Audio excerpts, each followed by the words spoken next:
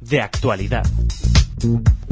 Hola oyentes de Radio Sefarad y bienvenidos nuevamente al encuentro con Ángel Mas, presidente de ACOM, Acción y Comunicación de Oriente Medio. ¿Qué tal, Ángel? Muy bien, Jorge. Pues nos ha llamado la atención un par de comunicados que habéis mandado estos últimos días, que ya van más allá de las iniciativas frecuentes vuestras en el tema de las localidades españolas que quieren apuntarse a del boicot a Israel y que finalmente y afortunadamente no lo logran porque la ley ampara nuestro derecho a que esto no suceda. Para centrarnos en el tema de dos noticias, tanto Dinamarca como un día después Noruega se han pronunciado sobre un cambio en el tema de financiación de ONGs vinculadas con Oriente Medio, ¿no? Sí, efectivamente. Primero fue Dinamarca hace unos días y hace un par de días fue Noruega. Lo que ha sucedido es que los gobiernos de estos dos países han tomado en cuenta la información que se les ha proporcionado sobre el destino de los fondos que ellos han estado dando a ONGs que, como sabemos todos, siempre ponen el término derechos humanos en sus nombres, pero que nada más lejos de la realidad, y lo único que buscan es la discriminación, no solo de Israel, de sus ciudadanos y de sus compañías, lo cual es suficientemente grave, sino de todos aquellos que apoyan al Estado judío, y lo hacen además vía una serie de grupos, ONGs, que se favorecen, que se benefician del dinero público en forma de subvenciones, ONGs que tienen vínculos pues con organizaciones terroristas, filoyihadistas, organizaciones que desde luego en ningún caso, como es el movimiento BDS, busca una solución negociada, pacífica o de dos estados, sino que busca directamente la destrucción de uno de los actores, en este caso Israel, por supuesto, su aniquilación, su exclusión y su hostigamiento. Y por lo tanto es una noticia buenísima. Es una noticia muy buena además porque los países escandinavos se han destacado en el pasado precisamente por lo contrario. Primero, por su generosidad con este tipo de iniciativas y movimientos. Solo Noruega anualmente da unos 57 millones de euros para estas iniciativas. Entonces se han sensibilizado, se han concienciado, y os digo que nuestra propia experiencia es que el dinero, si se sigue el dinero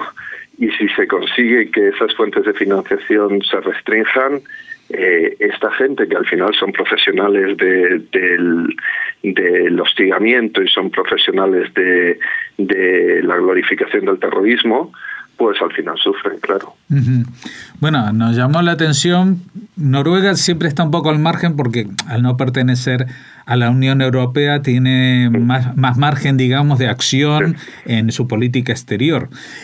Por otra parte, conocemos el caso de Suecia, que su actual gobierno es prácticamente, podría decirse, anti-israelí hasta la médula, por lo menos así lo han demostrado en una serie de acciones. Y sin embargo, Dinamarca, que sí está en la Unión Europea y que, como tú decías, pertenecía a ese bloque escandinavo de derechos inmutables, ¿no? Máximos, pues parece que hay un cierto viraje, ¿no? Esto puede afectar también a otros países de la órbita, digamos, del Báltico, de Finlandia o los países como Lituania, Letonia, no sé. Depende del color del gobierno en cada país y depende de los gobiernos que se van formando, las coaliciones que se van formando. Yo me entro en una reflexión, yo creo, más fundamental. La realpolitik, las componendas, las negociaciones están muy bien, pero hay una cuestión que cualquier ciudadano europeo, sea nórdico, sea mediterráneo, tiene que tener muy claro. La financiación de actividades que son fundamentalmente hostiles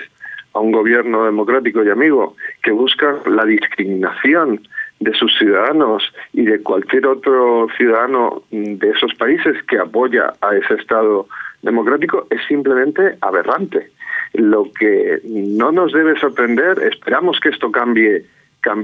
empiece a cambiar y empiece a virar el sentido del viaje que hemos tenido en Europa en este sentido. Esperemos que sí. Desde luego los ejemplos son muy claros y si vienen de los países que y muy útiles, y si vienen de los países que se han significado por esos apoyos, pues mucho mejor. Pero, repito, a mí lo que me resulta aberrante es que en España, que es donde vivimos y es nuestro país, pues esto no se haya considerado de un modo mucho más definitivo y mucho más serio por el gobierno de Mariano Rajoy. Al fin y al cabo, estas resoluciones que han tomado tanto Dinamarca como Noruega son el resultado de una información fehaciente, inequívoca, evidente, de este tipo de actividades y de a dónde iban estos fondos. Ese mismo tipo de información la ha proporcionado ACOM al Ministerio de Exteriores y la proporcionó no solo ACOM, sino Yair Lapid, líder de la oposición israelí, que vino invitado por ACOM a Madrid hace unos meses y presentó tanto en el Congreso de los Diputados como en el Ministerio de Exteriores el informe que había realizado ACOM con NGO Monitor, una organización de referencia, donde se detallaban las cantidades que organismos públicos españoles, tanto el gobierno nacional como gobiernos regionales y municipales, daban organizaciones absolutamente impresentables, organizaciones que glorifican el terrorismo, que son filoyihadistas y que buscan la destrucción de Israel. Y ese dinero público de los españoles, que solo en el año 2005, como mínimo, porque lo ocultan, pero como mínimo pudimos demostrar que eran 5 millones de euros, pues ahí se quedó, lo informamos, lo detallamos, lo expusimos, y bueno, y el gobierno de España no ha tomado medidas, y desde luego seguimos intentando promover que el Parlamento español tome una posición mucho más clara al respecto. Uh-huh. Bueno, lamento coincidir contigo en este tema de español, porque parece también que hasta, yo voy a decirlo en palabras muy simples, hasta que Francia no haga una cosa, España no la va a hacer. Sí, lamentablemente la política exterior, tú has mencionado la Unión Europea, la verdad es que esto es un escudo, es una pantalla en la que se ha escondido la política exterior española para no tener que lidiar con su responsabilidad, pero primero, como ha demostrado Dinamarca, un país soberano puede tomar estas medidas, porque además en nuestro caso afectan a nuestros derechos constitucionales. En este momento ya, con 14 declaraciones judiciales al respecto, o sea que no hay que esperar a que la Unión Europea nos diga nada para aplicar nuestra propia Constitución en nuestro propio país. Perdón. Y segundo, sí, hemos sido muy seguidistas de Francia, pero esto también ha sido un mito, porque la propia Unión Europea, aunque sí que como bloque ha sido relativamente poco próxima y poco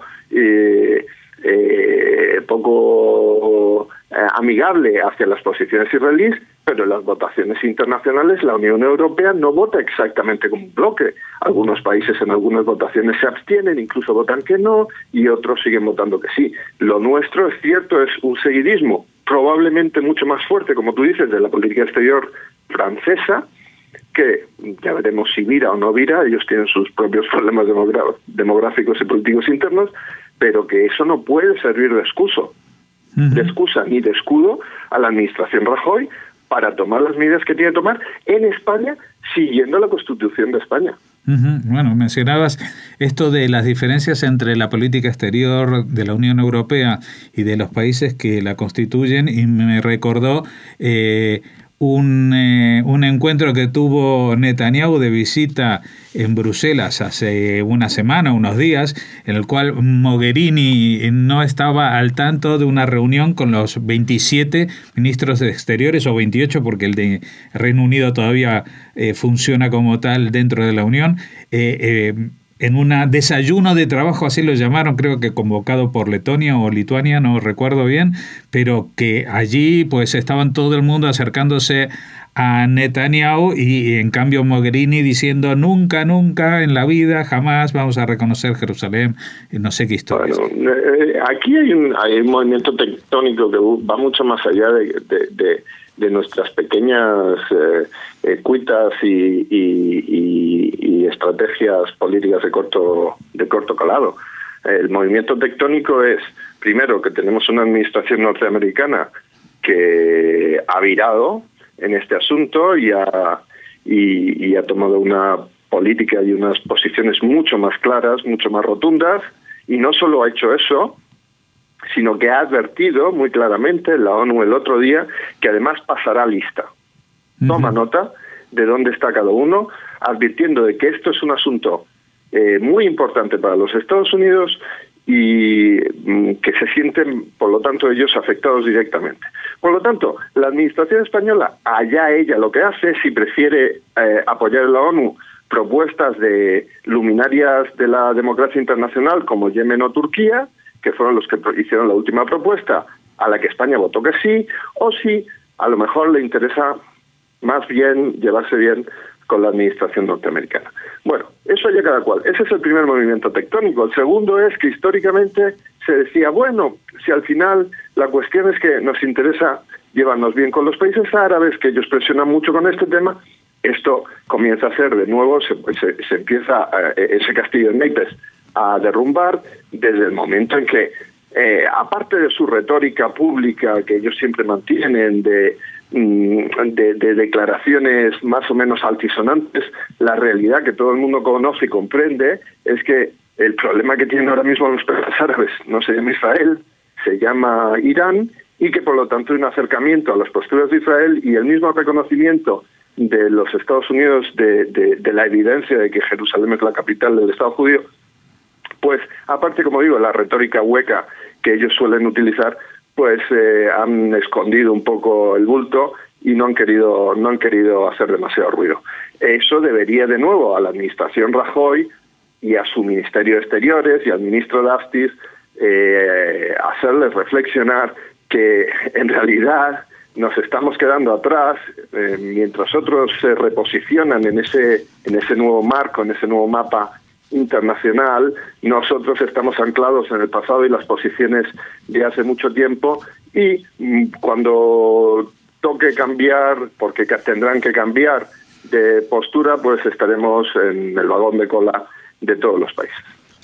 Sí, a mí siempre me ha llamado la atención de que, bueno, entiendo que en su momento, dado el aislacionismo a que estaba sometido España después de la Segunda Guerra Mundial por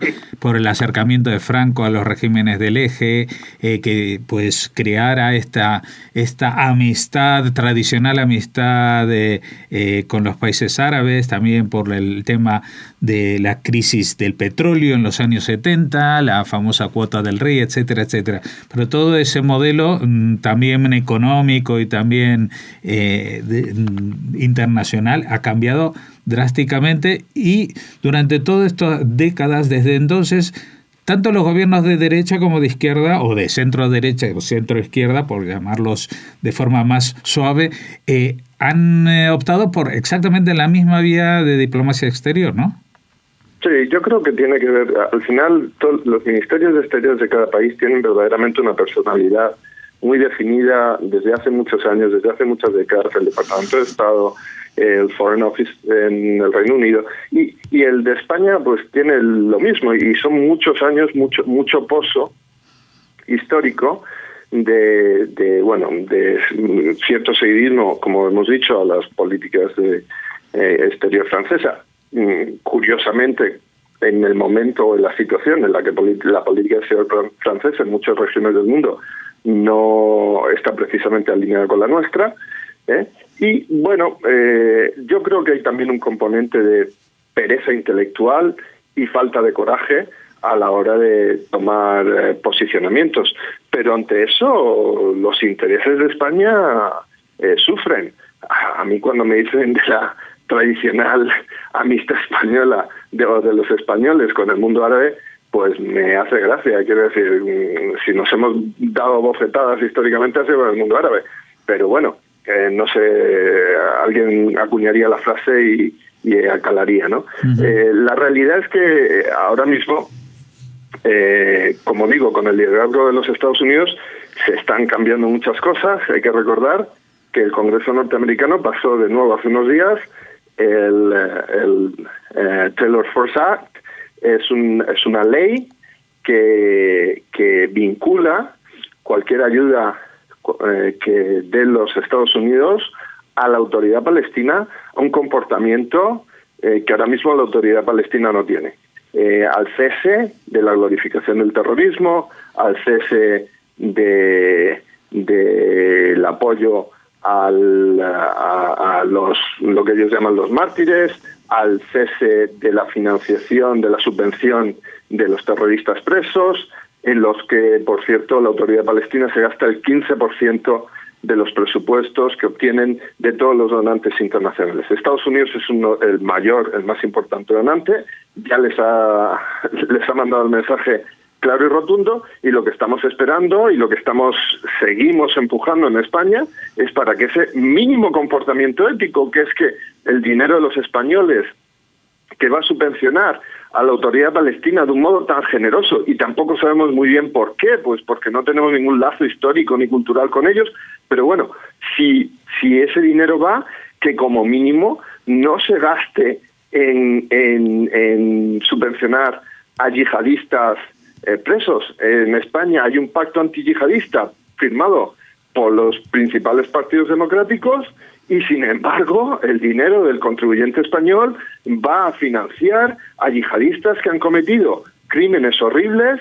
en un país amigo y que además promueven la yihad, por cierto, no solo en Israel, sino la yihad internacional. Entonces, este tipo de aberraciones es lo que nosotros tenemos que seguir empujando a nuestro propio gobierno a que tome medidas, porque seguir escudándose en una realidad internacional que ya no es la que dicen que es,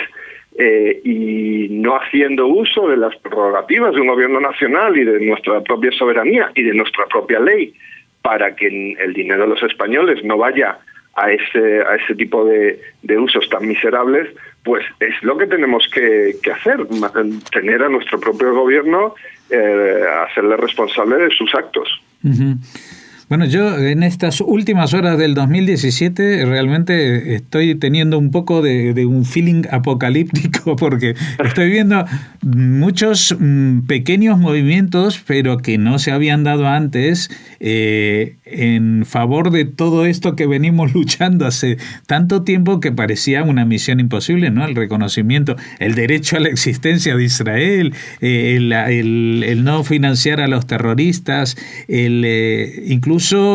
ahora estamos, mencionabas una de las organizaciones que mencionabas, que también trajisteis hace unos cuantos años, NGO Monitor, que estuvo aquí en España, y tuvimos aquí el honor de tener a Ottolenghi en el estudio, que ahora ha presentado también en la zona de Miami-Dade una evidencia de financiación de Hezbollah. Y luego el escándalo mayúsculo que supone, aunque la prensa española no lo menciona, el tema de Operación Casandra, es decir, el encubrimiento de toda una operación que se había puesto en marcha contra Hezbollah en Estados Unidos, porque estaban a punto de firmar el acuerdo con Irán, lo que me hace sentir un poco de escalofríos por las similitudes que puede tener con mi acento argentino. A ver si nos entendemos, ¿no? Donde también, por cierto, hay novedades, Exacto. Pero que están positivas. Mira, yo creo que, te repito, hay dos factores. Uno, la administración norteamericana, esto lo que nos demuestra es el gran daño que hizo la administración Obama a todos los que somos amigos de Israel y amigos de la libertad y la democracia en Oriente Medio, porque su actitud equidistante entre la democracia y la libertad y los sátrapas y dictadores y el islamismo político que deriva en todo ello, pues hizo un daño tremendo. Segundo, esta acomodación que hizo esa administración de la situación de Irán, lo que creó precisamente fue ese movimiento tectónico que ellos no esperaban ni desde luego promovían, que fue que los países árabes se realinearan y desde luego evidenciaran no una amistad con Israel, no nos equivoquemos, sino simplemente lo que nosotros siempre hemos dicho, que el tema de Jerusalén o el tema de los territorios de Judea, de Samaria o de Gaza, al final no era más que una excusa para mantener a su calle contenta y distraída y con el ruido, ¿no? Pero que a ellos en realidad todavía no les importaba nada porque tenían otros temas más importantes, pero que aquello, digamos, les distraía a la gente. Y efectivamente eso ha sido así. En cuanto había otros temas más importantes como Irán, pues el asunto palestino ha pasado a un segundo, tercer o cuarto plano. Yo creo que en el final del 2017 lo que vemos es que una lluvia fina que se ha mantenido durante muchos años por una serie de organizaciones de la sociedad civil, organizaciones internacionales, norteamericanas, israelíes y muy modestamente nosotros en España, de evidenciar, de denunciar, de explicar esta gran red clientelar que se había establecido, que alimentaba organizaciones que son fundamentalmente antioccidentales, no solo anti-israelíes, antioccidentales, por lo tanto antiespañolas, que tienen vínculos no solo con el yihadismo y con el mundo islamista, sino también con otras organizaciones en la propia España que quieren la destrucción de nuestro propio país. Pues ese mensaje, esa información, quiero creer que ha ido calando, e igual que en otras situaciones han sido los tribunales, pues mira, la situación de Cataluña, sin ir más lejos, los que han tomado la iniciativa, mucho más que el poder político, los que han tomado la iniciativa de defender nuestro marco constitucional de convivencia, también han sido los tribunales en España, antes que el poder político, los que han tomado la iniciativa, gracias a casos que nosotros hemos ido presentando, de evidenciar estos vínculos. Os doy la noticia, porque fue simplemente ayer, de que el Tribunal número 4 de Gran Canaria, precisamente ayer también declaró el boicot que había aprobado el Cabildo de Gran Canaria, el Cabildo de toda la isla de Gran Canaria, el boicot a Israel y la adhesión al movimiento BDS, lo ha declarado ilegal. Por las mismas razones, porque no tenían competencias, porque era discriminatorio, etcétera, etcétera. Sobre esa noticia y sobre lo que conlleva, que es que ya hay 14 resoluciones judiciales que evidencian que estas actividades son ilegales. Y si son ilegales, ¿cómo estos grupos pueden seguir beneficiándose de subvenciones públicas? Ese será el siguiente paso. ¿Y cómo sus responsables pueden seguir moviéndose con libertad y no tener una responsabilidad penal, como sucede en el caso de Matisyahu, donde 9 miembros del BDS de Valencia están encausados por una causa penal por el intento de discriminación al cantante Matisyahu, también una iniciativa legal. Todo esto, si me preguntas, yo sí que espero que todo esto signifique que hay un cierto movimiento en la manija. Y por cierto, lo hay también en Israel, porque muchas personas de la diáspora desde hace tiempo veníamos explicando en Israel lo importante que era